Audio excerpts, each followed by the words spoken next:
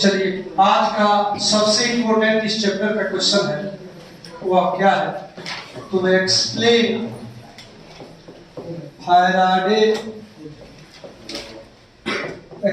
Faraday's law of electrolysis.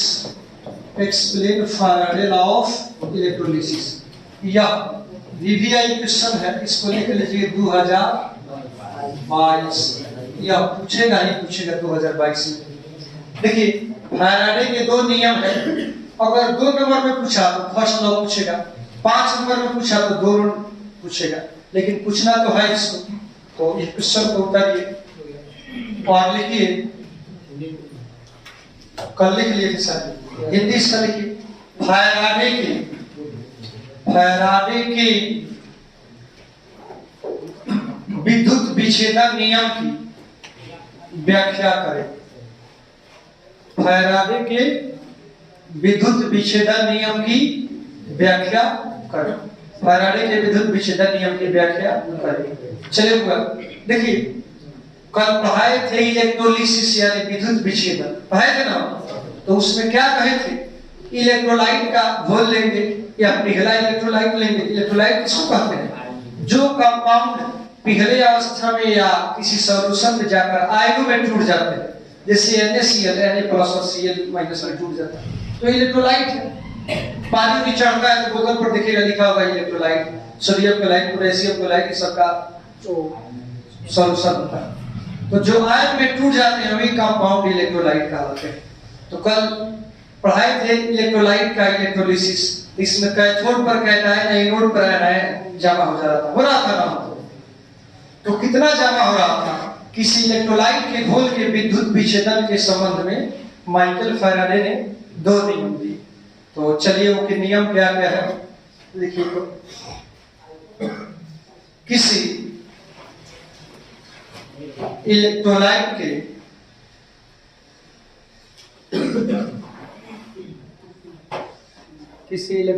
के विद्युत विच्छेदन के संबंध में, किसी इलेक्ट्रोलाइट के विद्युत विच्छेदन के संबंध में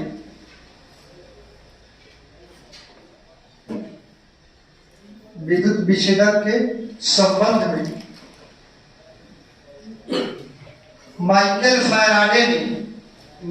फैराडे ने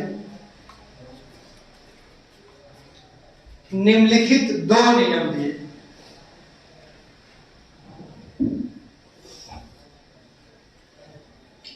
किसी इलेक्ट्रोलाइट के विद्युत विच्छेदन के संबंध में माइकल फैराडे ने निम्नलिखित 2 नियम दिए। चलिए, निम्नलिखित 2 नियम दिए। पहला नियम ए में लिखिए, फर्स्ट लॉ यानी पहला नियम, प्रथम नियम। फर्स्ट लॉ, प्रथम नियम। 2 नियम दिए तो पहला नियम वही लिखाने जा रहे हैं।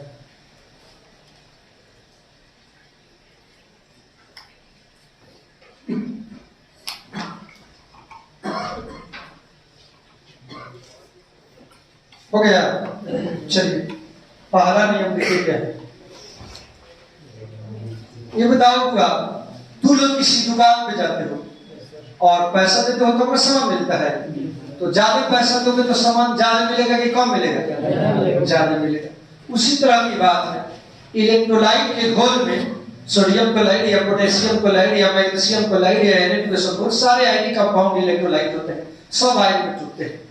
तो किसी इलेक्ट्रोलाइट के घोल में ज्यादा करंट देंगे तो इलेक्ट्रोड पर ज्यादा जमा मटेरियल होगा। अरे, इलेक्ट्रोलिसिस करने से क्या होता है? कैथोड और एनोड पर मटेरियल जमा होता है। कैथोड पर कैटायन जमा होता है और एनायन एनोड पर एनायन जमा होता है। बताया थे ना कल? तो जितना ज्यादा करंट दोगे इलेक्ट्रोड पर उतना ज्यादा पदार्थ जमा होगा। कैथोड एनोड को इलेक्ट्रोड कहते हैं।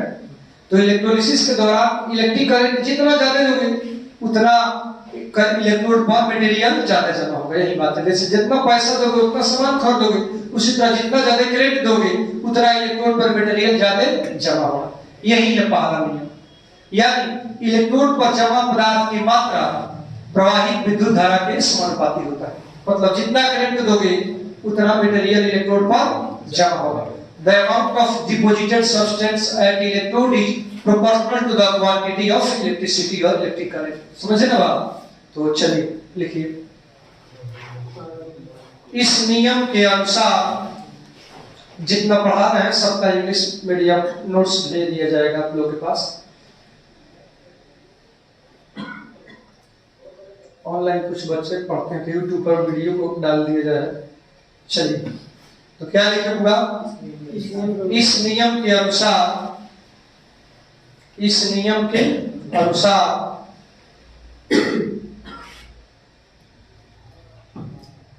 विद्युत विच्छेदन के पश्चात, इलेक्ट्रोलिसिस का हिंदी होता है विद्युत विच्छेदन। इस नियम के अनुसार विद्युत विच्छेदन के पश्चात, विद्युत विच्छेदन के पश्चात इलेक्ट्रोड पर जमा पदार्थ की मात्रा, इलेक्ट्रोड पर जमा पदार्थ की मात्रा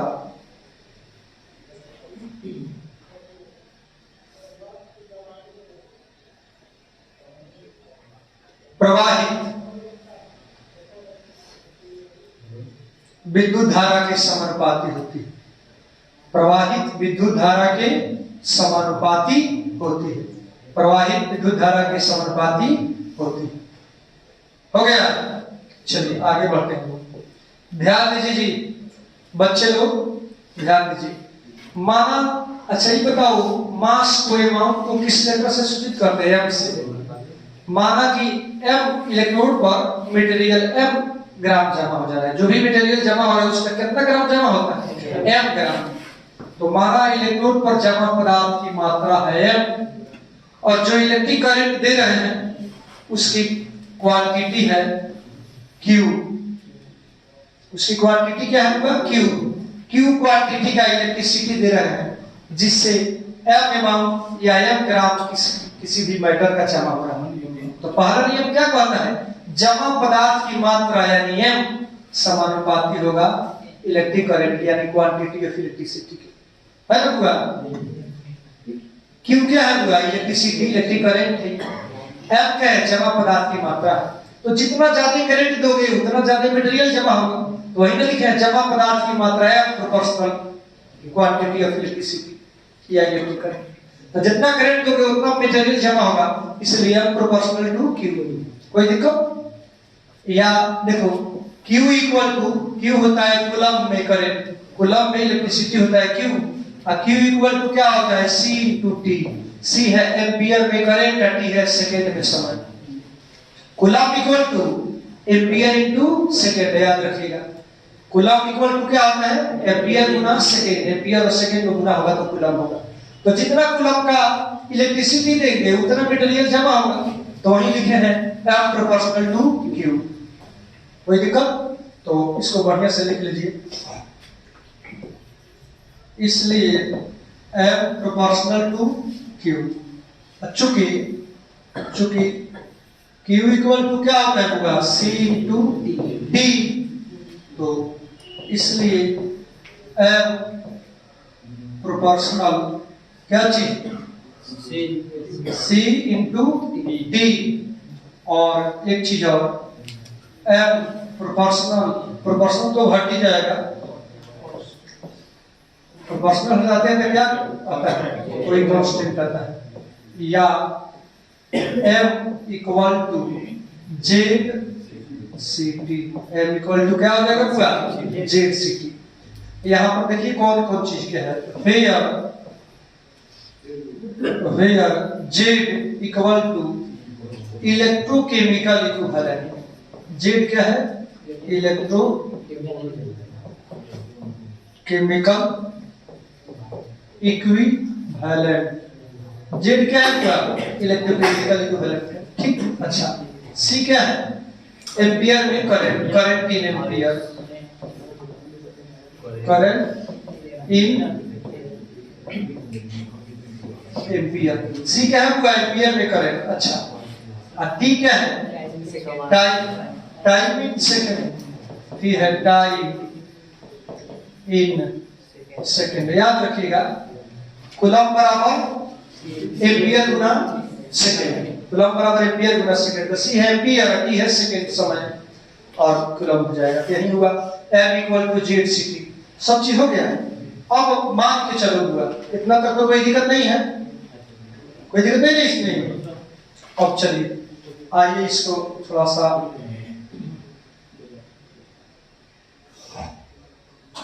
अब एक चीज देखो, मान के चल रहे हैं यदि सी एम्पियर की धारा 30 सेकेंड तक का है, क्या कहते हैं पहले छोड़ो, मान लिया कि सी का वैल्यू कितना है 1 ampere. If C equal to 1 ampere, ठीक, सी इक्वल टू क्या होता है पूरा 1 एम्पियर। अच्छा, टी इक्वल टू क्या होता है 1 सेकेंड, सी इक्वल टू क्या होता है पूरा 1 एम्पियर, टी इक्वल टू क्या होता है 1 सेकेंड। इसलिए m इक्वल टू जे 1 गुना 1, मतलब क्या हो जाएगा m इक्वल टू क्या हो जाएगा पूरा सफर है उसमें, देखो तो छोटा मीटर, या m इक्वल टू क्या हो जाएगा पूरा j। तो देखो z क्या है पूरा m है, z है इलेक्ट्रोकेमिकल इक्विवेलेंट यानी विद्युत रासायनिक तुल्यांक। तो विद्युत रासायनिक तुल्यांक क्या है, तो जमा पदार्थ की मात्रा। विद्युत रासायनिक तुल्यांक क्या है, तो जमा पदार्थ की मात्रा m है। कब, जब 1 एम्पियर की धारा 1 सेकंड तक डाला गया, तब 1 एम्पियर की धारा 1 सेकंड तक डाला गया तो m z हो गया, z विद्युत रासायनिक तुल्यांक जमा पदार्थ की मात्रा हो गया। तो इस आधार पर हम z का परिभाषा भी देंगे कि 1 एम्पियर की धारा 1 सेकंड तक प्रवाहित करने से इलेक्ट्रोड पर जमा पदार्थ की मात्रा ही विद्युत रासायनिक तुल्यांक है। विद्युत रासायनिक तुल्यांक का परिभाषा ही 2012 में 2 नंबर में पूछा हुआ था, इसलिए अलग से पूछ सकता है कि व्हाट इज इलेक्ट्रोकेमिकल इक्विवेलेंट, यानी विद्युत रासायनिक तुल्यांक क्या है, z क्या है। तो 1 एम्पियर की धारा 1 सेकंड तक प्रवाहित करने से इलेक्ट्रोड पर जितना मटेरियल जमा होता है वही है विद्युत रासायनिक तुल्यांक। The amount of deposited substance as an electrode by passing 1 ampere current in 1 second is called electrochemical equivalent. It is denoted by Z, यही Z का यानी इलेक्ट्रोकेमिकल इक्विवेलेंट का परिभाषा। तो बात समझे कि नहीं, बोलो, दिक्कत नहीं ना है। तो पहला नियम क्या लिखा है कि इस नियम के अनुसार इलेक्ट्रोड पर जमा पदार्थ की मात्रा प्रवाहित विद्युत धारा के समानुपाती है, यही लिखा है। मान के चलिए, पैराग्राफ चेंज करके चलिए, तो लिखिए, अभी कब उतारिएगा, अभी नहीं उतारिएगा, कुछ लिख लीजिएगा तो उतारिएगा, लिखने के बाद उतारिएगा पैराग्राफ चेंज करके। यदि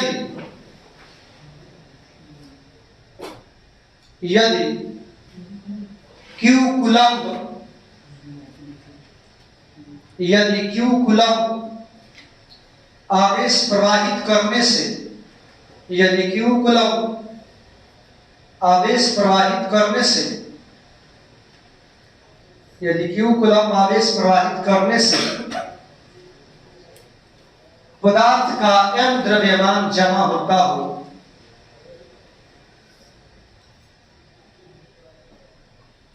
यदि Q कूलम आवेश प्रवाहित करने से पदार्थ का m द्रव्यमान जमा होता हो, तो इस नियम से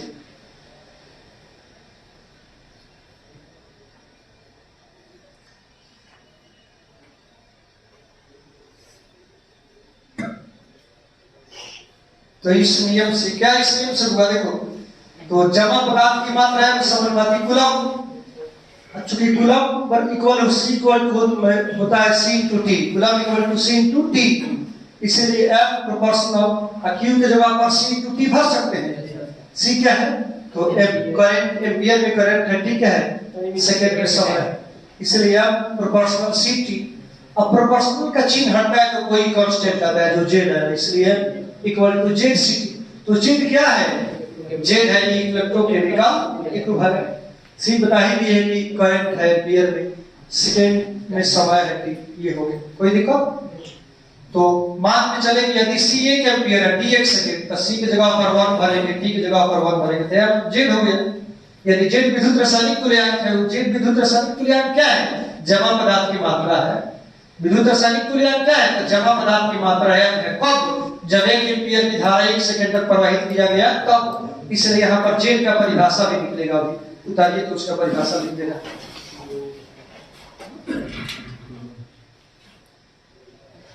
वीडियो बरोबर सर 11 मिनट क्या हो गया। अब चलिए, तो यहाँ पर जेड क्या है? विद्युत रासायनिक तुल्यांक है, यानी अंग्रेजी में इलेक्ट्रोकेमिकल इक्विवेलेंट है। तो इसका हम परिभाषा दें तो जेड है विद्युत रासायनिक तुल्यांक, जो किसके बराबर है? तो जमा पदार्थ की मात्रा के बराबर है। कब? जब 1 एम्पियर की धारा 1 सेकेंड प्रवाहित किया गया तब। इसलिए हम जेड का यानी विद्युत रासायनिक तुल्यांक का परिभाषा क्या देंगे? 1 एम्पियर की धारा 1 सेकेंड तक प्रवाहित करने से इलेक्ट्रोड पर जमा पदार्थ की मात्रा ही विद्युत रासायनिक तुल्यांक नहीं हो जाएगा। इन्वर्टेड कोमा में आप कलर बदल दीजिएगा, इसको लिखिए तो भी पूछता है एग्जाम में अलग से कि इलेक्ट्रोकेमिकल इक्विवेलेंट क्या है। तो इन्वर्टेड कोमा में लिखिएगा अतः कर दीजिएगा, इन्वर्टेड कोमा में लिखिएगा क्योंकि इसको भी पूछ सकता है। अतः और उसके बाद इन्वर्टेड कोमा में लिखिए अतः 1 एम्पियर की धारा, ललका से लिख लीजिए डिफिनेशन लाल वाला से। अतः 1 एम्पियर की धारा 1 एम्पियर की धारा 1 सेकंड तक प्रवाहित करने से 1 एम्पियर की धारा 1 सेकंड तक प्रवाहित करने से 1 एम्पियर की धारा 1 सेकंड तक प्रवाहित करने से इलेक्ट्रोड पर जमा पदार्थ की मात्रा, इलेक्ट्रोड पर जमा पदार्थ की मात्रा, इलेक्ट्रोड पर जमा पदार्थ की मात्रा विद्युत रासायनिक तुल्यांक कहलाता है। इलेक्ट्रोड पर जमा पदार्थ की मात्रा विद्युत रासायनिक तुल्यांक कहलाता है। विद्युत रासायनिक तुल्यांक कहलाता है। इसे किस चीज से सूचित किया जाता है? बोलो जेड से। तो इसे जेड से सूचित किया जाता है, इसे जेड से सूचित किया जाता है। इंग्लिश में जिसको डिफाइन करना होगा इलेक्ट्रोकेमिकल इक्विवेलेंट को, तो क्या कहेंगे? The amount of deposited substance eight electrode by passing 1 ampere current in 1 second is called electrochemical equivalent. It is denoted by J। तो चलिए हुआ। अगर 2 नंबर में पूछेगा तो ऐसा पूछेगा एक्सप्लेन फैराडेज फर्स्ट लॉ, तो फर्स्ट लॉ पूछेगा तो यही लिख देंगे, काम चल जाएगा, 2 का 2 नंबर मिल जाएगा। एआई भी पूछ सकता है 2 नंबर में व्हाट इज इलेक्ट्रोकेमिकल इक्विवेलेंट, यानी विद्युत रासायनिक तुल्यांक यानी जेड क्या है। तो आपको लिखा है डेफिनेशन। 2 नंबर में पूछेगा विद्युत रासायनिक तुल्यांक क्या है, तो यही अभी इन्वर्टेड कोमा में जो लिखा है ये लिख लीजिएगा। तो इतना पूछेगा इन दोनों में से कोई, तो 2 नंबर का पूछेगा। अगर टोटल दोनों क्वेश्चन पूछेगा फर्स्ट और सेकंड दोनों, तो कितना नंबर का हो जाएगा? 5 नंबर का। लेकिन पूछेगा तो जल्दी इसको याद रखिएगा। चलिए इसको डिलीट कर देंगे। तो पहला नियम तो पूरा हो गया। अब है बी में सेकंड लॉ। कौन लॉ होगा? सेकंड लॉ, द्वितीय नियम। सेकंड लॉ मतलब हुआ द्वितीय नियम। फैराडे का सेकंड लॉ यानी द्वितीय नियम। फैराडे का सेकंड लॉ द्वितीय नियम। अब चलो हुआ यहां पर थोड़ा सा देखो बाबू लोग, इधर देखिए। मान लिया इसमें भी इलेक्ट्रोलाइट का सॉल्यूशन रखें। चलिए इसमें भी इलेक्ट्रोलाइट का सॉल्यूशन रखें। चलिए हुआ इसमें भी इलेक्ट्रोलाइट का सॉल्यूशन रखें। देखते चलिए तीनों में क्या रखे हुआ? इलेक्ट्रोलाइट का सॉल्यूशन रखें। चलिए सॉल्वेंट यानी तीनों में मान लिया पानी डाल दिया है। सॉल्वेंट के रूप में तीनों में क्या डाल दिया? पानी डाल दिया। ठीक। अब आइए हुआ एक में इसमें घुला रहे हैं NaCl। इसमें क्या घुलाए? NaCl में घोल बना ली। इसमें क्या घुलाए? AgNO3 चाहे AgCl जो मन करे।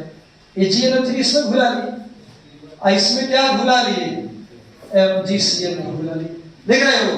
तो NaCl का सॉल्यूशन हो गया, AgNO3 सिल्वर नाइट्रेट का सॉल्यूशन हो गया, MgCl का सॉल्यूशन हो गया। 3 को अलग अलग सॉल्यूशन हुआ कि एक ही चीज का सॉल्यूशन? ये 3 डिफरेंट इलेक्ट्रोलाइटिक सॉल्यूशन है, 3 अलग अलग इलेक्ट्रोलाइट का सॉल्यूशन है। अब क्या करेगा?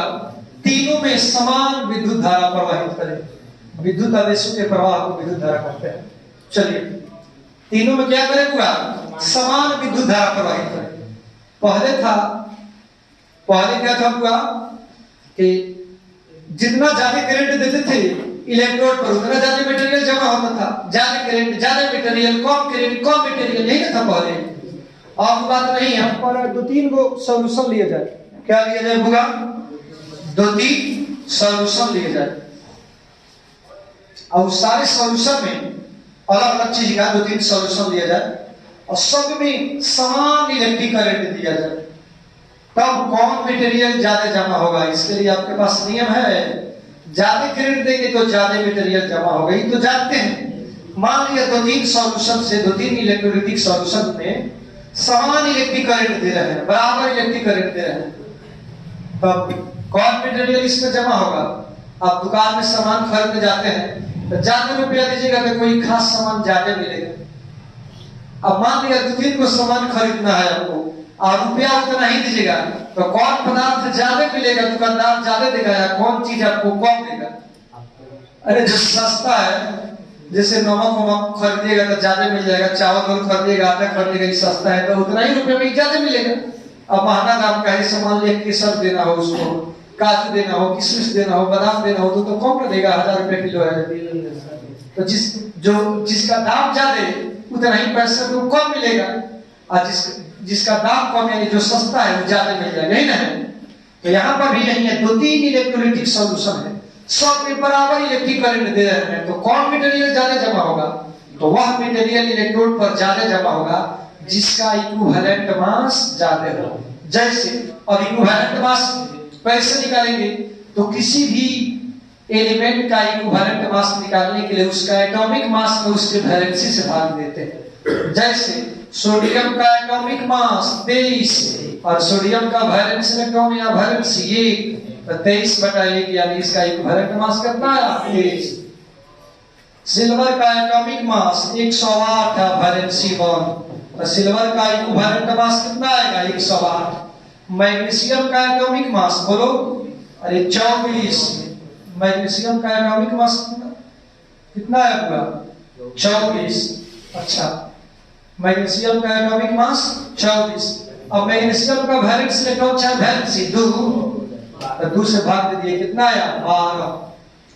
तो 3 को अलग अलग सॉल्यूशन है, तीनों सॉल्यूशन में सेम इलेक्ट्रिक करंट दे रहे हैं, तो इसमें देखिए सबसे ज्यादा इक्विवेलेंट मास किसका है? सिल्वर का, तो सबसे ज्यादा सिल्वर जमा होगा। उसके बाद इक्विवेलेंट मास किसका है? सोडियम का, तो सिल्वर के बाद सोडियम ज्यादा जमा होगा। सबसे कम इक्विवेलेंट मास किसका है? सबसे कम कौन जमा होगा? मैग्नीशियम जमा होगा। बात समझे? अगर इलेक्ट्रोलाइट के विभिन्न घोलों में समान विद्युत धारा प्रवाहित किया जाए, सेम क्वांटिटी ऑफ इलेक्ट्रिसिटी दी जाए, तो वह मटेरियल ज्यादा जमा होगा, वह एलिमेंट ज्यादा जमा होगा जिसका इक्विवेलेंट मास ज्यादा होगा। तो सबसे ज्यादा इक्विवेलेंट मास सिल्वर का है, तो सिल्वर सबसे ज्यादा जमा होगा। इसका एक ऑर्डर बनाएंगे तो सिल्वर का सबसे ज्यादा, उसके बाद कौन?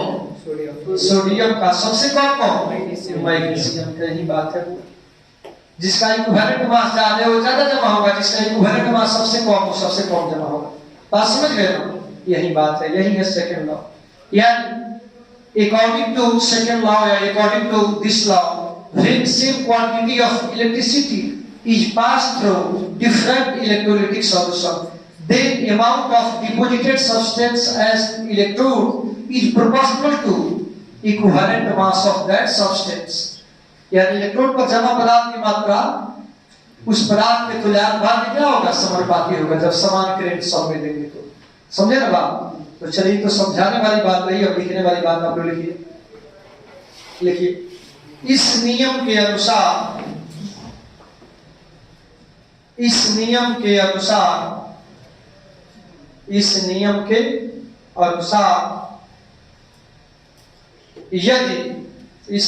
अनुसार यदि इलेक्ट्रोलाइट के विभिन्न घोलों में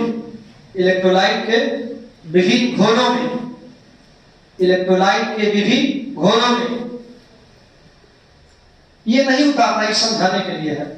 इलेक्ट्रोलाइट के विभिन्न घोलों में समान विद्युत धारा समान विद्युत धारा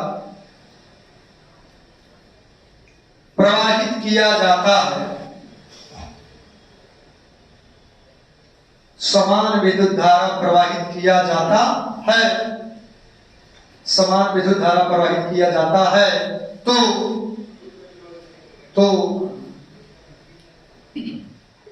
इलेक्ट्रोड पर जमा पदार्थ की मात्रा, तो इलेक्ट्रोड पर जमा पदार्थ की मात्रा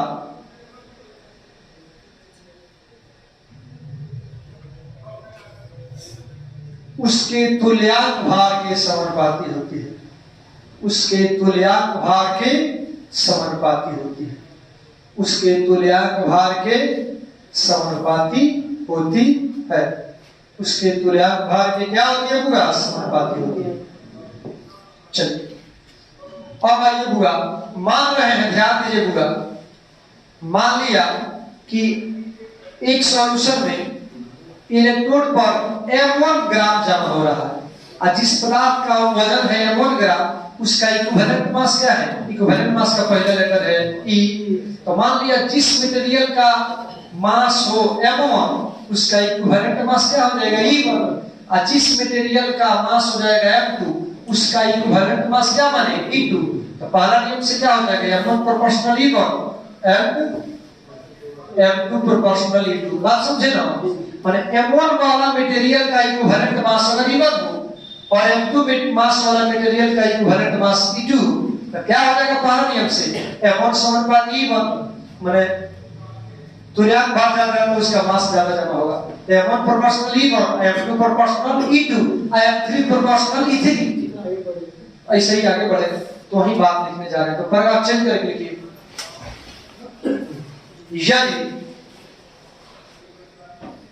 यदि समान विद्युत धारा प्रवाहित करने से, यदि समान विद्युत धारा प्रवाहित करने से पदार्थ के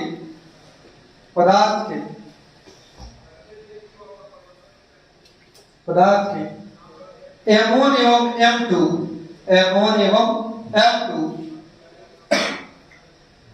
पदार्थ के M1 एवं M2 द्रव्यमान जमा होते हैं, द्रव्यमान जमा होते हैं, जिनके तुल्यांक भार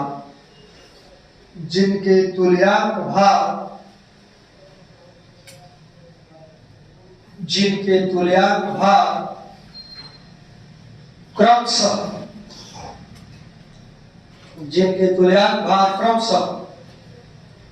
E1 एवं E2 होते हो, तो कैपिटल E1 एवं E2 होते हैं, तो इस नियम से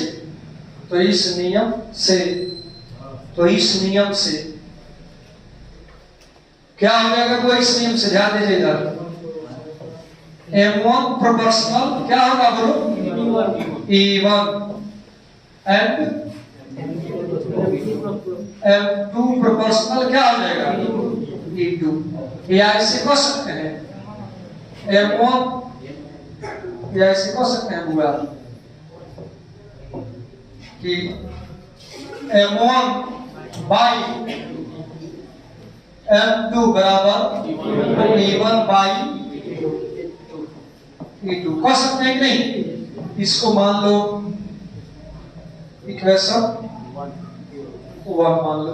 अब चलिए, अच्छा उसको पहला में फर्स्ट नियम में m equal to Z C T को फर्स्ट मानोगे तो इसको 2 मान लेना, कोई इक्वेशन नाम दे देना है। अब चलिए, यहाँ कोई दिक्कत नहीं है। अब आइए पहला नियम से आइए, फ्रॉम फर्स्ट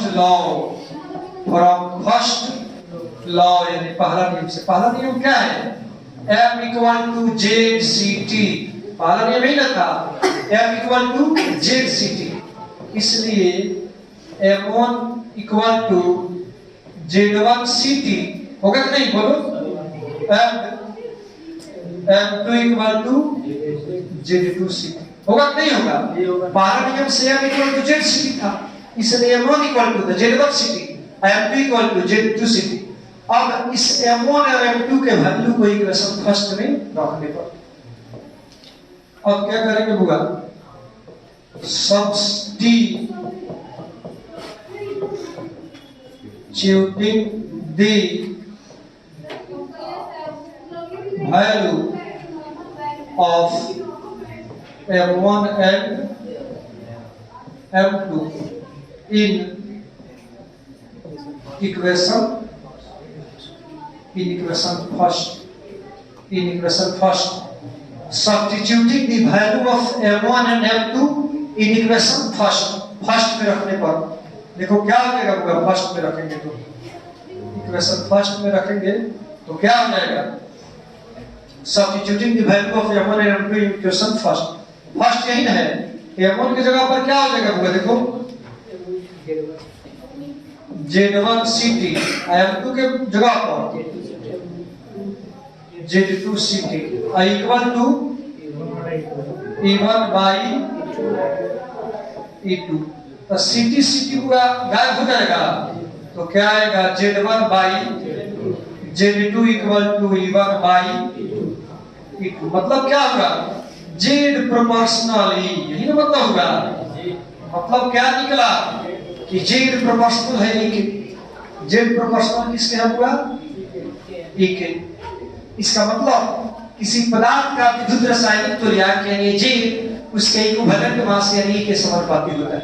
यानी electrochemical equivalent J equivalent mass E के क्या होगा? प्रोपोर्शनल होगा। यही से सेकंड नियम से पता चलता है।